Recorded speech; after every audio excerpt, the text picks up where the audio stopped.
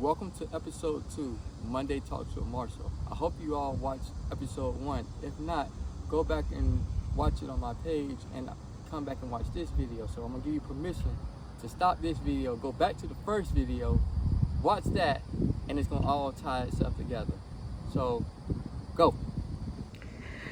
What is a typical training day for you? A usual training day for me is I get to the track about 6 p.m. Me and my training partner, we get out the car, go to the track. We'll do a walk around the track.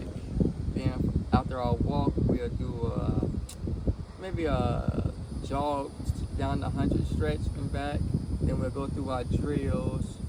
After doing our drills, we'll do a little small talk, just to get, what's going on with everybody. And then from there, we'll wait for coach to give us our instructions. And then from the instructions, we do our workout.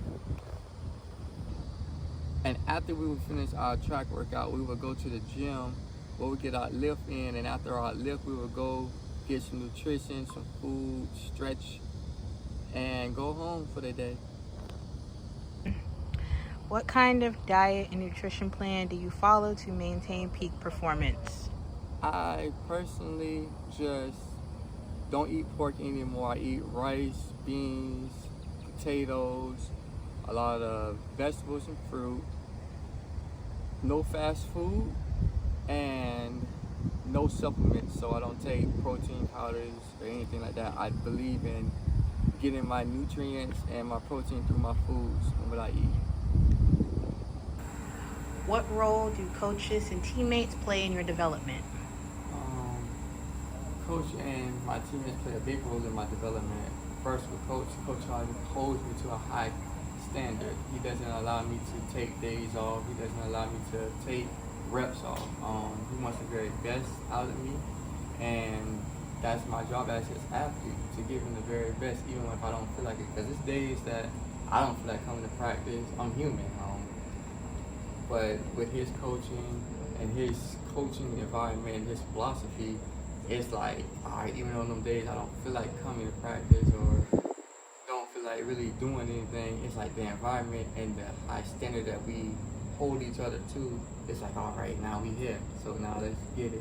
When it comes to teammates, I think it works out because with them, we're trying to get better. It's a friendly competition within our training group, because when we go overseas, we go to our individual categories, but over here in America, while we're training together, it's about making me better. It's about making him better on every rep. Like we say, your guys in your category ain't gonna give you this little leeway that you can get with me.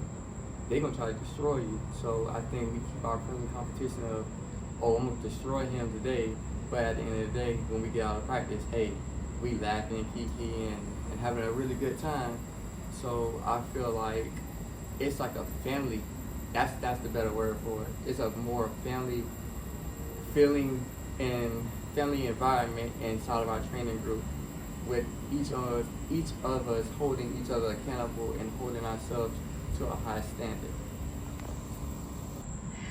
Who are the key people in your support system? I would say first, Jesus and God. After that, my family. After that, my friends. And after that, my coach and teammates. I would say, go back to saying the list, I would say God, because I believe in Jesus. I believe in the things he's done. The things that you see all that I do, I wouldn't be able to do that if it wasn't for his grace and his mercy, because, long story short, due to my accident that I had, I technically could have been dead. So everything that you see me do, I feel like it's just the grace of God that's allowing me to do all this. After that, it would be my mother and father. They raised me to be an upstanding young man, to take no excuses, to be the best version of me. So I would say them next. I would say thank you to them. Next after them, I would say my brothers and my sister. Even though my sister aggravates the world out of me, she just wants the very best for me. And then my brothers, we all just close knit and tight. Including my sister. My sister, don't get it twisted. Me and my sister are like peas and carrot here. You know, she expects the best out of me, and she holds me to a high caliber, just like my brothers do. Then after, I would say my coach is like a big brother to me. Even though he's my coach, you know, he's, I want to say, about 20 years older than me. So I get to learn from him as outside of track and field. You know, we have a personal relationship out of that, outside of track and field. And I would say my teammates, they hold me to a high caliber, and we also get to have a little bit of fun outside of track and field. We get to go to different places. We might go hang out, bowl. We might go to Orlando or something. We just do something together just to have a little bit of fun, to be like, hey, we can all relate to each other outside of track and field. Because if it's just track and field, then it's not fun. If we can't have fun with it, then it's just not what it is. So I feel like that's my list of the people who I believe in and who believes in me. So, and my friends. A lot of my friends I have, we've been friends since we was 10 years old. So they seen the development of me going through elementary school, middle school, high school, college, and now as a professional. I feel like a lot of us don't have enough time for each other, but we still can come together at different times due to our own personal lives. You know, me being a professional, them doing the things that they have. Some of them have families, but I feel like my friends are just the same as when we were 10 years old. We just adults now with real life. And I think the beautiful part about everything that I do is, to the world, I am Marshall Mathers. I am a professional athlete. But to my family, to my support group, I'm just regular old Marshall. And the persona I give off is, I'm a regular guy who just happens to be able to run pretty fast. And I just thank God for the opportunity that He gave me to be able to share my story and show myself off to someone who might be like me, who feel like they don't have an avenue, but there's an avenue for them. They might not be a professional athlete, but hey, I have a college degree as well, so you know they could do that. So you can go to college, you can get a job, you can do anything that you want to do. The sky is the limit, and I believe in you, and you should believe in yourself. All right, Marshall, that's the end of this episode. What do you have to say? I just want to say thank you to everyone who tuned in last week. I hope I get more views.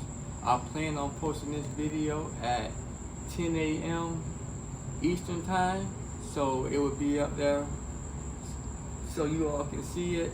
And then if you have not seen episode 1, please go back and watch episode 1 and come back and watch this video. All my platforms, all my social medias are the same. Marshall Zachary. Zachary is spelled Zackery. And thank you again for coming in and tuning in. I'm just, it's so ecstatic to be able to show my professional life with my personal life.